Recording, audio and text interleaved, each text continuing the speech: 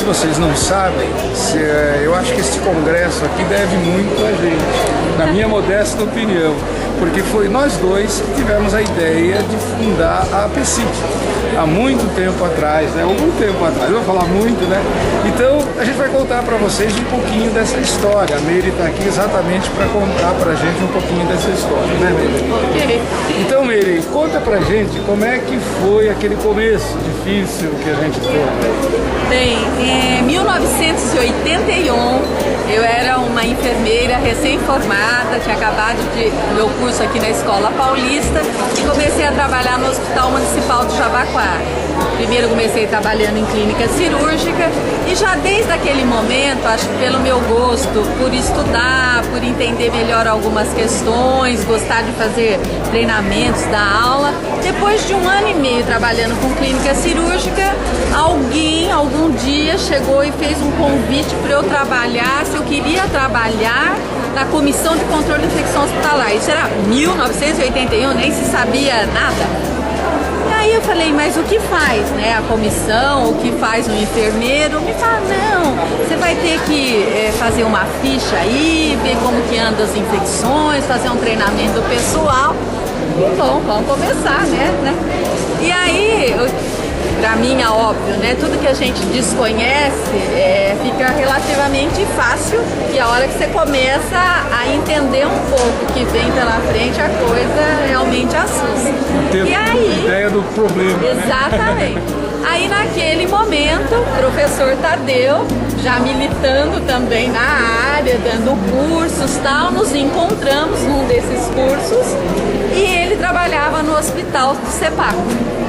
E aí, assim, nós não tínhamos naquela época, não havia livro-texto, o que tinha só era literatura externa, né, bem assim, distante da nossa realidade. E nós, assim, naquela angústia realmente de querer entender e fazer alguma coisa bem feita, começamos nossas conversas nesses cursos e surgiu a ideia, então, de montar um núcleo que a gente chamou Núcleo de Estudos em Controle de Infecção Hospitalar.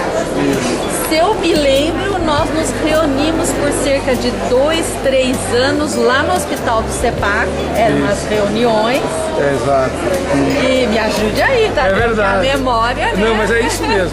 Só uma coisinha, para que você colocou aí, que eu acho que é importante colocar. Assim, realmente, né, eu comecei a fazer algumas palestras, porque no Brasil devia ter no máximo umas 10 comissões atuantes. E aí o trabalho teve alguma repercussão, né? Então eu encontrei em 2 ou 3 palestras a Meire. Aí a gente sempre conversava depois da palestra. Então a gente teve a ideia, teve um negócio que eu me lembrei agora, Meire. Você visitar o meu serviço, lembra? Eu visitar o seu. Daí a gente falou, pô, por que a gente não visita outros hospitais também? Exato. Então, além daquelas reuniões que a gente fazia, a gente começou a visitar os hospitais. Exato. E isso foi antes da primeira lei no Brasil, da que primeira falava portaria que saiu em 1983. Foi 2 anos depois, antes do Tancredo Neves, bem antes do Tancredo Neves, antes de tudo, realmente jurássico. Né? Jura? Mas era assim, eu me lembro que uma vez nós fizemos uma reunião que não veio ninguém. Lembra? Onde a gente parou para pensar, será que nós vamos acabar com isso? Na época era eu, a Marilda e o Zé Carlos pelo CEPAC, a Meire e o Paulo pelo Jabaquara. Nós somos os 5 verdadeiros fundadores dessa maluquice aqui. Mas no fim deu certo. Me conta como é que foi evoluindo o trabalho, como é que você foi nisso. Eu me lembro, na verdade, quando em 84, depois de 3 anos e meio trabalhando no Jabaquara, por um motivo, uma questão pessoal, eu tive que me mudar para Campinas. Me mudei para Campinas, eu fiquei um período acho que de 6 meses, 1 ano sem trabalhar, e aí comecei a trabalhar na Universidade Estadual de Campinas. E quando eu, na verdade, fiz uma entrevista e eles viram que eu tinha experiência com infecção hospitalar, eu já fui chamada para começar a fazer isso lá. E realmente a coisa ainda estava muito no início. Então daí nós passamos, você deve se lembrar, por volta de 86, 87, aquele curso de formação do Ministério da Saúde. A gente participou, daí a Unicamp passou a ser um centro de treinamento regional. Eu participava. Aí eu e Maria Clara Padovese levamos uma região APECI para Campinas, né? E fundamos, isso já devia ser 92, 93, nós fundamos uma regional lá. Eu, presidente, ela vice-presidente, doutor Gilberto, que hoje não está mais aqui, está nos Estados Unidos, era o tesoureiro. Nós fizemos vários eventos de controle de infecção de ferida, entendeu? Mas era esterilização. Aí eu e Maria Clara fomos mais para essa área, né, como enfermeiras de esterilização. Também tivemos, né, o privilégio, o prazer de trabalhar juntas. Fizemos aquela primeira monografia, que agora já está na terceira versão, né, de esterilização de artigos da APECI.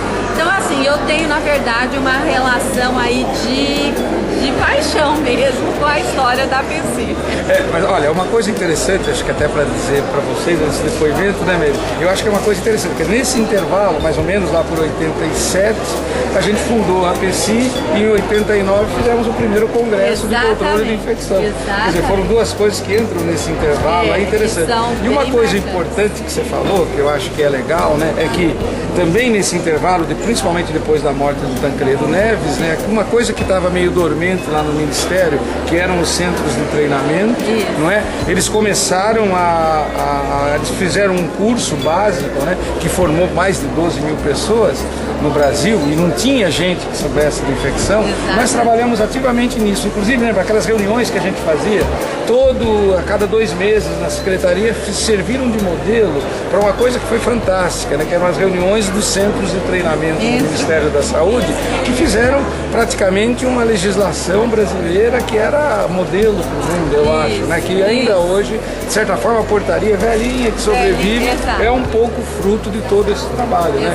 E eu acho que uma coisa interessante, Meire, é que eu vejo nisso tudo, né, um significado, né? Que significado teve para você tudo que você fez até hoje, aqui pessoal mesmo, né? Em termos do que o controle de infecção, o que essa vivência profissional representa para você naquela época e hoje.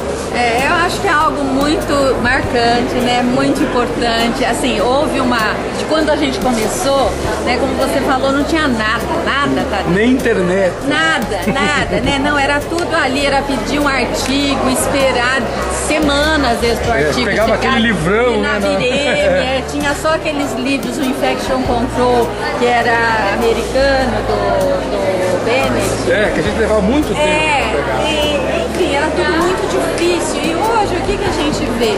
Apesar de todas as dificuldades e dos novos desafios, o que a gente vê, assim, é uma geração, né, de pessoas que estão trabalhando com isso, bastante, como eu vou dizer, entusiasmadas, mas com muito mais facilidade, né? Veja aí o seu curso de formação e veja quanta coisa que a gente tem hoje, que a hora que você olha, você fala, puxa vida, não imaginava que aquilo chegaria nisso. Eu tava me lembrando. A gente não tinha computador, gente. A gente fazia os relatórios com máquina de escrever, calculadora, gráfico com papel milimetrado, é uma loucura. Olha, eu vou contar você me fez lembrar uma coisa, me deixa até meio... Eu me lembro, o primeiro congresso ainda não tinha APECI, foi em 86, teve um congresso de infecção hospitalar em Curitiba. Isso. Eu não sei se você se lembra. Eu trabalho hoje com uma infecta, que é muito minha amiga, na época ela era nossa residente. Nós levamos, quando a gente conta para os residentes atuais, eles olham para nossa cara, eles não acreditam. Nós levamos pôster feito em cartolina, embaixo do braço, acabamos de pintar os gráficos no hotel. Era uma coisa tão assim, rudimentar quando você olha, você tem hoje de recurso. E eu lembro, e a gente ainda foi de ônibus, falei, Maria Helena de Deus. Não, mas se lembrando uma coisa assim, gente, às vezes as pessoas, né, não têm ideia do que a gente passou. A gente não ganhava nada. Nada. Pessoalmente nada. E a gente ia, assim, de ônibus, até meio a pé. Ficávamos em hotéis sem nenhuma estrela, 2, 3 pessoas no mesmo quarto, porque não era essa mordomia toda, né? As aulas, eu me lembro uma vez num evento em Recife, a gente fazia, era com papel que escrevia com caneta, lembra? Uma vez eu fui para uma aula, não tinha nem programa de computador para a gente fazer PowerPoint. Que PowerPoint? Não tinha nenhum Windows. Não. Então a gente fazia o negócio era à mão. Eu me lembro que eu escrevia à mão com a minha letra de médico, com horror. E um dia eu vou chegar para dar aula em Recife. O máximo que a gente tinha, se eu me lembro, era um retroprojetor. Isso já mais para frente. Você fazia aqueles negócios. Slides que era caríssimo. E o slide. E o slide, que era até bom. Então, mas eu fiz à mão. E aí grudou um outro, até chegar lá em Recife, estragou tudo. Chegou na hora de eu dar aula, eu não tinha o que fazer, né?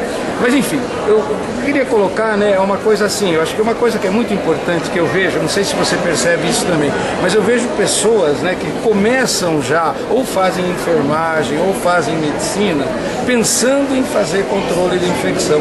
Eu acho que isso é uma coisa fantástica, né? Daquela idealismo que a gente teve, hoje você vê que além de o que isso representa para as pessoas, né, em termos de saúde coletiva, de estar prevenindo mortes, né, ou mesmo sequelas tal, representa a expectativa profissional das pessoas, né? Gente que vem para a medicina, que vem para a enfermagem, que vem para a farmácia, outras profissões, porque sabe que vai querer ser controlador de infecção. Quer dizer, nós, no nosso sonho, há tanto tempo atrás, construímos os sonhos das pessoas hoje. Então é uma coisa muito legal. Não sei o que você pensa disso. Fico assim, de verdade, né? Pra mim é a minha vida, né? E assim, ao mesmo tempo, eu falo que eu tô um pouco saudosista, porque você olha aquilo que você passou, você vê onde que você chegou, né? E assim, você vê a evolução, você fica numa alegria tremenda, mas ao mesmo tempo dá aquele aperto no coração, meio assim, agora é hora, tem uma moçada e uma geração muito boa, né? Que vai tocar o barco pra frente. E com mais condições do que nós. Mas muito mais. Mas eu acho que a alegria da gente é saber que a gente pode contribuir, né? Como profissional, como pessoa, né? Porque o que você falou era empenho todo pessoal.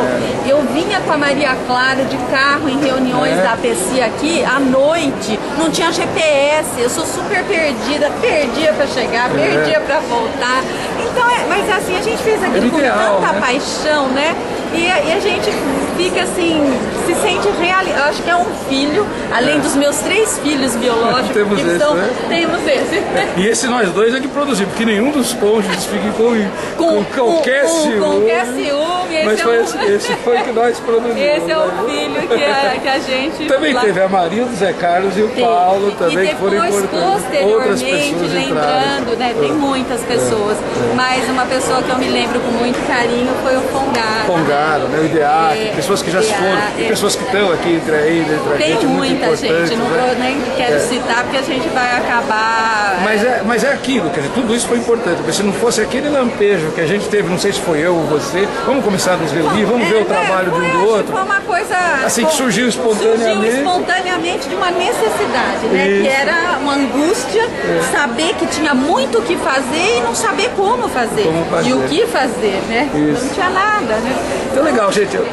Gostaria de te agradecer, Mary. Agradecer não só, olha, não pela entrevista, mas acho que por ter compartilhado comigo esse sonho. Obrigada. Eu que agradeço. É uma alegria muito grande. Realmente muito obrigada. Legal, Mary. Tá? Legal.